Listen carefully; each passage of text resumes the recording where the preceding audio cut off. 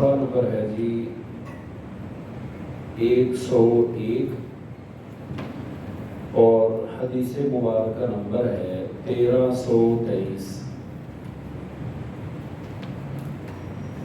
الحمدللہ رب العالمین والعاقبۃ للمتقین والصلاة والسلام علی سید الانبیاء والمرسلین، اما بعد۔ باب ہے قول اللہ تعالی، اللہ سبحانہ و تعالی کا فرمان ہے فَأَنَّ لِلَّهِ خُمُسَهُ وَلِلرَّسُولِ، کہ مال غنیمت میں سے 5واں حصہ اللہ اور اس کے رسول کے لیے ہے، یعنی رسول صلی اللہ علیہ وسلم اس کو تقسیم کریں گے۔ عن جابر بن عبداللہ الانصاری رضی اللہ عنہما، سیدنا جابر بن عبداللہ انصاری صحابی رضی اللہ عنہما سے مروی ہے، ولد لرجل منا غلام، ہم انصار میں ایک شخص کے ہاں لڑکا پیدا ہوا، فسماہ القاسم، لوگوں نے اس کا نام قاسم رکھا، بلکہ گھر والوں نے رکھا نا۔ فقالت الانصار، لوگوں نے کہا، انصاریوں نے کہا، لا نکنیک ابا القاسم، ہم تجھے ابو القاسم کنیت ہرگز نہیں رکھنے دیں گے، ولا ننعمک عینا، اور نہ ہی اس کنیت سے تیری آنکھ ٹھنڈی کریں گے۔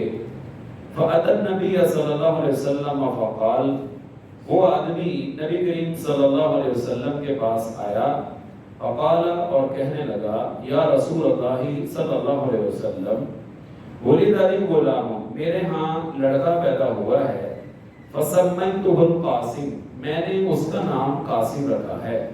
فقالت الانصار، تو انصار یہ کہہ رہے ہیں، لا نکنیک ابا القاسم، ہم تیری کنیت ابو القاسم نہیں رکھیں گے، ولا ننعمک عینا، اور نہ تیری آنکھ کو ٹھنڈا کریں گے۔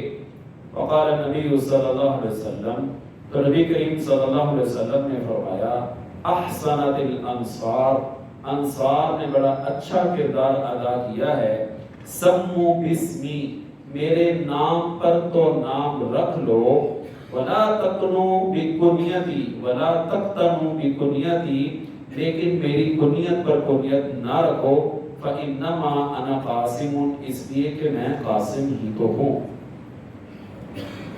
گھر میں جو سب سے بڑا بچہ ہوتا ہے، عام طور پر ہمارے ہاں جو خواتین جب اپنے شوہر کو آواز دیتی ہیں تو وہ اپنے اس بچے کے نام کی نسبت کے ساتھ بات کرتی ہیں، عبد الرحمن کے ابا بات سنیے، عبد الرحمن کے بابا بات سنیے، عبداللہ کے بابا بات سنیے۔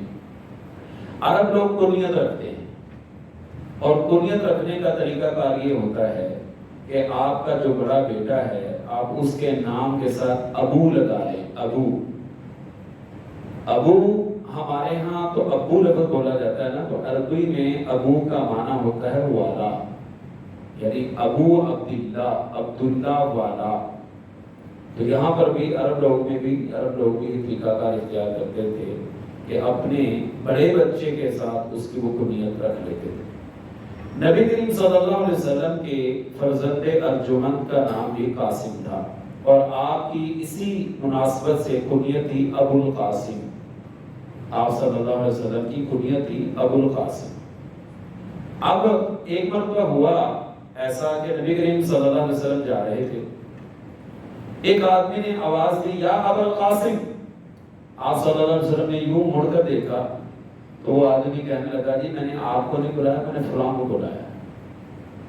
اب ظاہری بات ہے کہ شبہ لگ گیا، تو نبی کریم صلی اللہ علیہ وسلم نے اس موقع پر منع فرما دیا تھا کہ میری زندگی میں جب تک میں زندہ ہوں، میرے نام پہ نام تو تم رکھ سکتے ہو، یعنی اپنے بیٹوں کا نام محمد رکھ سکتے ہو۔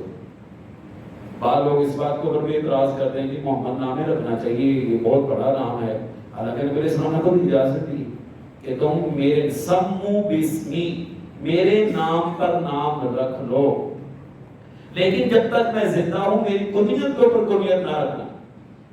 اب یہاں پہ بھی انصار نے اسی مناسبت سے اپنے اس ساتھی کو روک دیا، تو جب انہوں نے نبی علیہ السلام سے اس بات کا ذکر کیا تو آپ صلی اللہ علیہ وسلم فرمایا، انصار نے بہت اچھا کردار ادا کیا، صحیح کہا، انہوں نے جو کیا ہے صحیح کیا ہے. اور یہاں پر نسبت ہے قاسم ان کی. تو ایک اس بات سے یہ بھی ہے کہ نبی علیہ الصلوۃ والسلام اللہ کی راہ میں بہت زیادہ مال تقسیم کرنے والے تھے، اس لیے آپ کا ایک نام قاسم بھی ہے، جیسا کہ اگلی حدیث میں بھی آ رہا ہے. حضرت ابو ہریرہ رضی اللہ عنہ بیان کرتے ہیں کہ ان رسول اللہ صلی اللہ علیہ وسلم قال ما اعطیکم ولا امنعکم، میں نہ تو تمہیں کچھ دیتا ہوں اور نہ ہی تم سے کوئی چیز روک سکتا ہوں. انما انا قاسم، میں تو تقسیم کرنے والا ہوں. اضع حیث امرت، جہاں مجھے حکم دیا جاتا ہے میں وہاں وہ مال خرچ کر دیتا ہوں. یہاں سے عقیدے کا ایک مسئلہ بھی حل ہو رہا ہے. بعض لوگ یہ کہتے ہیں نا نبی علیہ الصلوۃ والسلام مختار کل ہیں، آپ کے پاس پوری دنیا کا اختیار ہے، آپ جو چاہیں کر سکتے ہیں. الفاظ میں غور کیجیے، آپ فرماتے ہیں جہاں مجھے حکم دیا جاتا ہے. یہ حکم دینے والا کون ہے؟ اللہ سبحانہ و تعالیٰ. تو اللہ سبحانہ و تعالیٰ کے حکم کے بغیر کوئی کام آپ صلی اللہ علیہ وسلم نہیں کرتے. لہذا کہنا کہ یہ دنیا کا مال تقسیم کرنے والے رسول اللہ صلی اللہ علیہ وسلم قاسم ہیں، اس بات میں کوئی شک نہیں. لیکن آپ جو قاسم ہیں، تقسیم کرنے والے ہیں، وہ کس کے حکم پر کرنے والے ہیں؟ اللہ سبحانہ و تعالیٰ. آپ فرما رہے ہیں اضع حیث امرت، میں وہاں خرچ کرتا ہوں جہاں مجھے حکم دیا جاتا ہے، اور یہ حکم دینے والی ذات اللہ سبحانہ و تعالیٰ کی ہے. عن خولۃ الانصاریہ رضی اللہ عنہا قالت، سیدہ خولہ انصاریہ رضی اللہ عنہا بیان کرتے. کتنا پیارا نام ہے. اگر کسی نے بیٹی کا نام خولہ رکھنا ہو، بیٹی کا نام کسی نے رکھنا ہو تو خولہ نام بڑا پیارا ہے. سمیعت النبی صلی اللہ علیہ وسلم یقول، میں نے نبی کریم صلی اللہ علیہ وسلم کو یہ فرماتے ہوئے سنا، ان رجالا یتخوضون فی مال اللہ بغیر حق، جو لوگ اللہ تعالیٰ کے مال میں بے جا دخل اندازی کرتے ہیں، خرچ کرتے ہیں، قیامت کے دن کیا ہوگا؟ فَلَهُمُ النَّارُ يَوْمَ الْقِيَامَةِ، قیامت کے دن وہ اللہ سبحانہ وتعالیٰ اس کو جہنم میں ڈال دے گا. یہ جو قومی خزانہ ہوتا ہے نا، یہ بھی بہت بڑی امانت ہے.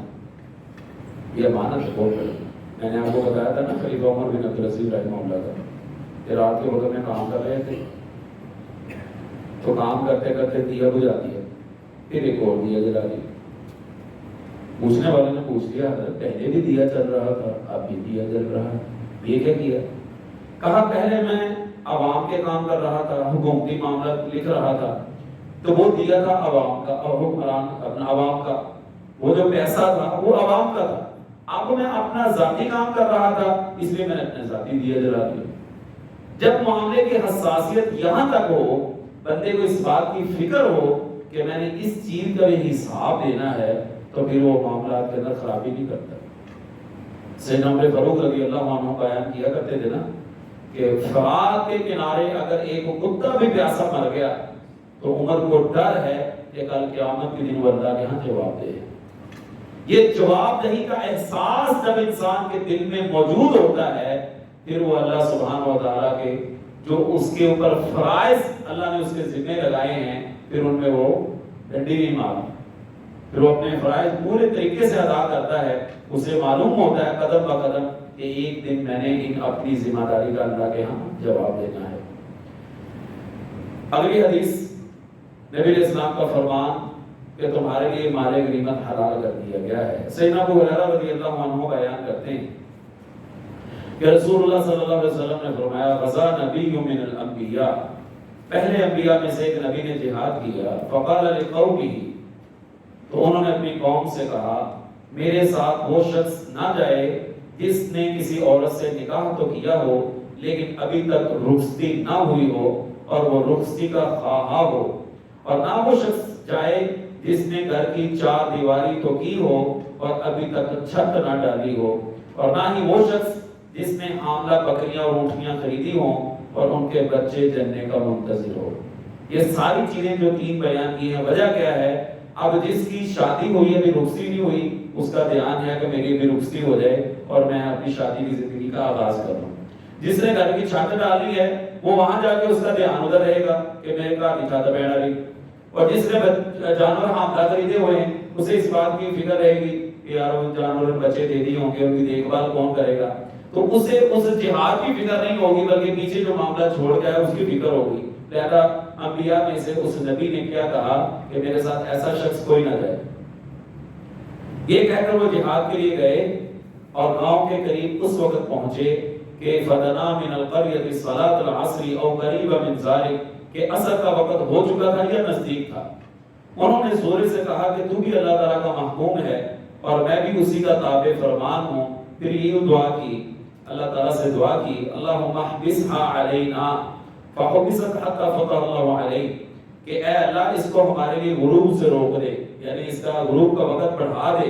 چنانچہ وہ روک لیا گیا تاکہ اللہ تعالیٰ نے ان کو فتح دی۔ پھر انہوں نے مال غنیمت کو اکٹھا کیا۔ اب جب مال غنیمت کو اکٹھا کیا پھر آگ آئی تاکہ اسے کھا جائے، لیکن آگ نے وہ مال نہ کھایا۔ تو نبی علیہ الصلوۃ والسلام نے کہا، وہ جو نبی تھے، کہ تم میں سے کسی نے خیانت کی ہے، یہ جو آگ آ کے مال نہیں کھا کے گئی نا، تم میں سے کسی نے خیانت کی، بددیانتی کی۔ لہذا اب ہر قبیلہ کا ایک ایک شخص مجھ سے بیعت کرے۔ چنانچہ ایک شخص کا ہاتھ ان کے ہاتھ سے چپک گیا۔ تو نبی علیہ السلام نے فرمایا کہ تیرے قبیلہ والوں نے چوری کی ہے، تیرے قبیلے والوں نے چوری کی، لہذا تمہارے قبیلہ کے سب لوگ مجھ سے بیعت کریں۔ پھر 2 یا 3 آدمیوں کے ہاتھ ان کے ہاتھ سے چپک گئے۔ پھر نبی علیہ السلام نے فرمایا تم نے ہی خیانت کا ارتکاب کیا ہے۔ پھر وہ سونے کا سر لائے جو گائے کے سر جیسا تھا، اتنا زیادہ سونا، اس کو انہوں نے رکھا تو آگ نے آ کر مال غنیمت کو کھا لیا۔ آسمان سے آگ آئی اور مال غنیمت جلا کے راکھ کر دیا۔ پھر اللہ تعالیٰ نے ہمارے لیے مال غنیمت کو حلال کر دیا، چونکہ اس نے ہماری عاجزی اور کم طاقتی کو ملاحظہ فرمایا، اس لیے مال غنیمت کو جائز کرا دیا۔ یہ اس امت کے اوپر اللہ تعالیٰ کا بہت بڑا احسان اور انعام ہے کہ اس امت کے لیے مال غنیمت حلال کر دیا گیا ہے۔ اور آپ صلی اللہ علیہ وسلم فرمایا کرتے تھے کہ وہ چیز ہے جو مجھ سے پہلے کسی نبی کو نہیں ملی۔ یہ مال غنیمت کا حلال ہونا خاص امت محمدیہ کا ایک خاصہ ہے۔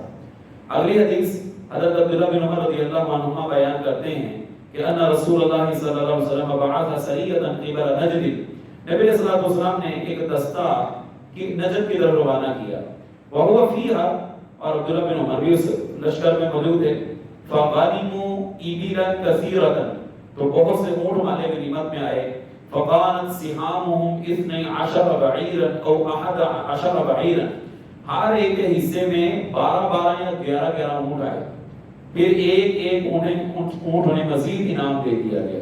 تو یہ کیسی تقسیم ہے، کیسی زبردست تقسیم ہے کہ وہ جو جانے والے تھے ان کے حصے میں 12 اونٹ ماشاءاللہ اللہ تعالیٰ نے کو دے دیے۔ حضرت جابر بن عبداللہ رضی اللہ عنہ بیان کرتے ہیں، بینما رسول اللہ صلی اللہ علیہ وسلم یقسم غنیمۃ بالجعرانہ، آپ مقام جعرانہ میں جو تقریباً غالباً کہا جاتا ہے کہ مکہ سے 50 سے 60 کلومیٹر غالباً دور ہے، تو اذ قال له رجل اعدل، ایک آدمی کہنے لگا اے محمد صلی اللہ علیہ وسلم عدل کیجئے، وقال اللہ، آپ نے اسے کہا لقد شقیت ان لم اعدل، اگر میں عدل سے نہ تقسیم کروں تو بدبخت ہو جاؤں گا، اعاذہ اللہ۔ یہ جو تم نے بات کی ہے، بلکہ ایک حدیث میں آتا ہے نبی علیہ الصلوۃ والسلام نے فرمایا کہ اس روئے زمین پر اگر میں عدل نہیں کرتا تو پھر کون عدل کرتا ہے؟ پھر آپ نے یہاں تک فرمایا کہ اللہ سبحانہ و تعالیٰ نے مجھے نبوت جیسا مقام عطا کیا، میں نے تو اس کے اندر ایسا کوئی سلسلہ نہیں کیا، تو دنیا کے مال کے بارے میں مجھے کہہ رہے ہو۔ پھر آپ صلی اللہ علیہ وسلم نے فرمایا کہ اس کی نسل میں سے ایک ایسی نسل پیدا ہوگی کہ جو قرآن کو پڑھے گی لیکن حلق سے نیچے نہیں اترے گی۔ حلق سے نیچے اترنے کا مقصد کیا ہے کہ عمل نہیں کرے، اور یہ خارجی گروہ تھا، اور ان کے بارے میں آپ نے فرمایا تھا یبرکون من الدین کما یبرک السهم من القوس، جس طرح تیر کمان سے نکل جاتا ہے نا، اسی طرح یہ لوگ دین سے نکل جائے۔ اور سیدنا علی رضی اللہ تعالیٰ عنہ نے ان کا خاتمہ کیا تھا اور ان کو قتل کیا تھا۔ اگلی حدیث بھی اسی بات کی ہے، حضرت عبداللہ بن عمر رضی اللہ تعالیٰ عنہ بیان کرتے ہیں ان عمر رضی اللہ عنہ اصاب جاریتین من سبع حنین، حضرت عمر رضی اللہ تعالیٰ عنہ حنین کے قیدیوں میں سے 2 لونڈیاں ان کو ملی، فوضعهما فی بعض بیوت مکہ تھا، تو ان کو مکہ کے کسی گھر میں چھوڑ دیا۔ ان کا بیان ہے کہ پھر رسول اللہ صلی اللہ علیہ وسلم نے جنگ حنین کے قیدیوں پر احسان کیا تو وہ قریب کوچوں میں دوڑنے لگے۔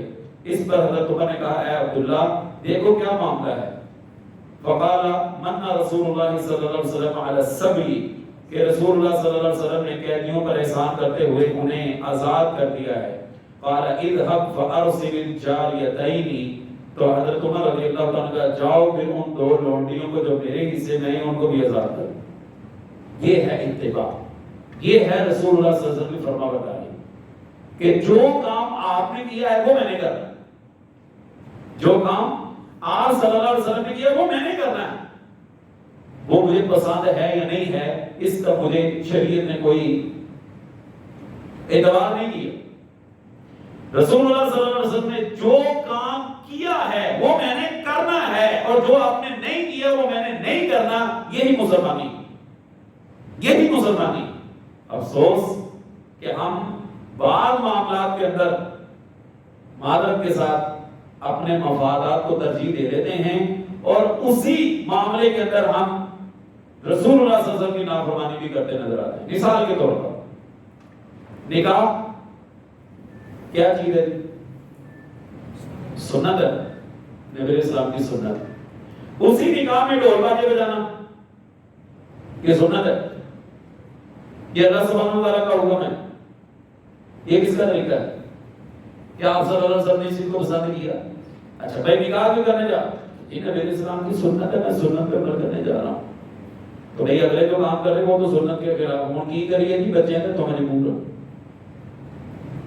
پہلا مفاد اور دوسرا مطلب پرست ہو گیا ہم کہ جہاں اپنا مفاد نظر آیا وہاں پہ سنت کا سہارا لے لیا، اور جہاں پہ بات آئی اپنی دوسری اور کہہ دیے بچے نہیں مانتے۔ اور جیسے کسی کہنے والے نے کہا نا کہ جو لوگ یہ کہتے ہیں نا موسیقی روح کی غذا ہے، جو لوگ یہ کہتے ہیں موسیقی روح کی غذا ہے، ان کو چاہیے کہ کسی گانا گانے والے سے اپنا جنازہ پڑھا لیا کرے۔ مولویوں کی جان کو کیوں روکتے ہیں؟ ان کے لیے تو موسیقی روح کی غذا ہے نا، تو جب وہ مر جائیں ان کے سرانے بڑے بڑے سپیکروں میں گانے لگا دیں اور اسی طرح ان کو دفن کر دیں، ان کے لیے تو موسیقی روح کی غذا۔ زندگی پوری جیتے ہیں اسلام کے خلاف اور مرتے ہیں تو کہتے ہیں ہمارا جنازہ اسلام کے عین شایان شان ہوتے۔ اللہ تعالیٰ ہمارے حال پہ رحم فرمائے، نہ جانے ہم کہاں جا کے رکیں گے اور کیا کریں گے، کس موڑ پہ کس انداز کے ساتھ یہ ہمارا زندگی کا خاتمہ ہوگا کہ گزارتے ہم کسی اور طریقے سے ہیں، خاتمہ ہم کسی اور طریقے سے چاہتے ہیں۔ اللہ تعالیٰ ہمارے حال پہ رحم فرمائے۔ وآخر دعوانا الحمدللہ رب العالمین۔